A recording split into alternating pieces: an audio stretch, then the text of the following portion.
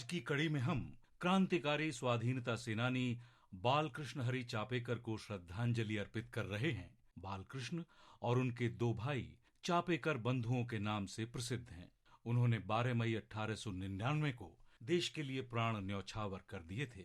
बालकृष्ण ने अपने भाई दामोदर हरी चापेकर और वासुदेव हरी चापेकर तथा महादेव रानाडे और साठे के साथ मिलकर 22 जून 1897 को ब्रिटिश अधिकारी WC रेंड और उसके रक्षक सैनिक की हत्या कर दी थी। बालकृष्ण का जन्म 1873 में पुणे में हुआ था। बाल गंगाधर तिलक के जोशीले भाषणों से उनके दिल में राष्ट्रवाद की प्रगाढ़ भावना का संचार हुआ। जब 1896-97 में भारत में प्लेग फैला तो सरकार ने महामारी के प्रबंधन के लिए एक विशेष प्लेग समिति का गठन किया। ब्रिटिश प्लेग आयुक्त WC रेंड ने प्लेग महामारी से बचाने के नियमों की आड़ में आम जनता पर अत्याचार शुरू कर दिए और खूब आतंक फैलाया। रेंड ने संपत्तियों को अंधाधुंध ढंग से जलाने, निजता के उल्लंघन के आदेश दिए और महिलाओं पर अत्याचार किया। चापेकर बंधुओं ने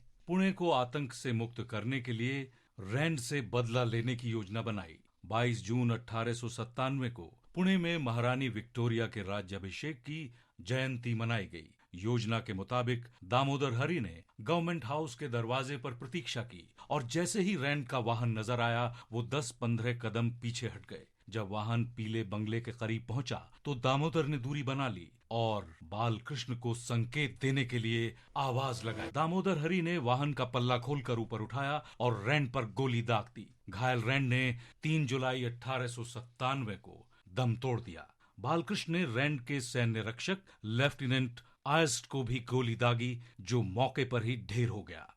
चापेकर बंधुओं महादेव रानाडे और साठे को पकड़ लिया गया। दामोदर चापेकर ने 18 अप्रैल 1898 को, वासुदेव हरी ने 8 मई 1899 को, महादेव विनायक रानाडे ने 10 मई 1899 और बालकृष्ण हरी ने 12 मई 1899 को अपना सर्वोच्च बलिदान दिया। किशोर होने के कारण साठे को 10 वर्ष के कठोर श्रम की सजा हुई। इन सभी महान स्वतंत्रता सेनानियों को हमारा शत शत नमन। हम आज स्वाधीनता सेनानी रोसम्मा पुन्नूस का भी स्मरण कर रहे हैं।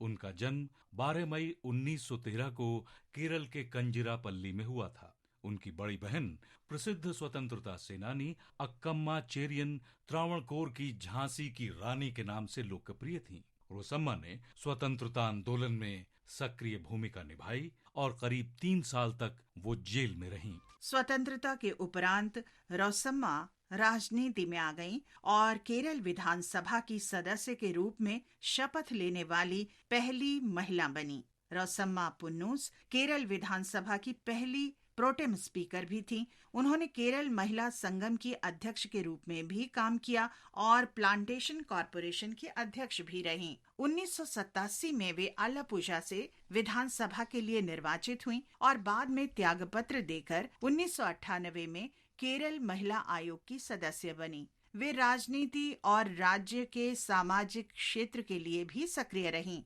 28 दिसंबर 2013 को रोसम्मा पुन्नूस का निधन हो गया। रोसम्मा पुन्नूस को हमारी भावभीनी श्रद्धांजलि। हम आज स्वाधीनता सेनानी बनमाली घासी को भी श्रद्धांजलि अर्पित कर रहे हैं। उनका निधन 12 मई 1943 को हुआ था। ओडिशा के कोरापुट के निवासी घासी असहयोग आंदोलन और सविनय अवज्ञा आंदोलन में सक्रिय रहे।